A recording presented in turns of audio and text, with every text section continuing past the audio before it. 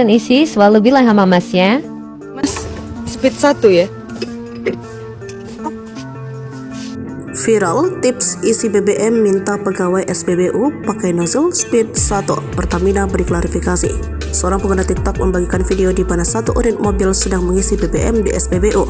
Akun tersebut menyertai narasi soal tips mengisi BBM di SPBU. Konten tersebut viral di media sosial. Tak sedikit netizen yang penasaran kepingin mencoba tips yang dinarasikan dalam video tersebut. Lantaran viral di media sosial, pihak Pertamina lantas memberikan klarifikasi. Mengutip dari tribunjabar.id, pengunggah memberikan tips dalam mengisi BBM agar takaran yang didapatkan sesuai hingga tidak dicurangi. Pengunggah tidak menyebut lokasi pengambilan video. Ia menyarankan pemilik mobil agar meminta pegawai SPBU memasang speed 1 pada alat pengisian BBM. Biasanya, kata dia, petugas SPBU agak sedikit keberatan apabila pemilik mobil meminta hal tersebut. Menurutnya hal tersebut patut dicurigai. Lalu apakah benar isi BBM menggunakan speed 1 dapat mendapatkan takaran yang sesuai?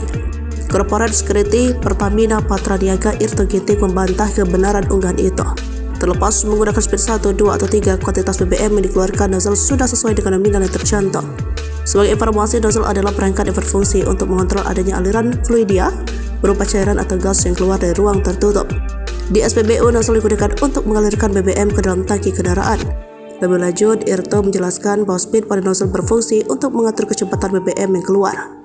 Menggunakan speed 1 pada nozzle berarti kecepatan paling lambat, sedangkan nozzle 3 adalah yang paling cepat untuk pengisian BBM. Irto mengatakan baik dengan speed 1, 2, maupun 3 tidak akan mempengaruhi takaran BBM yang dibeli konsumen.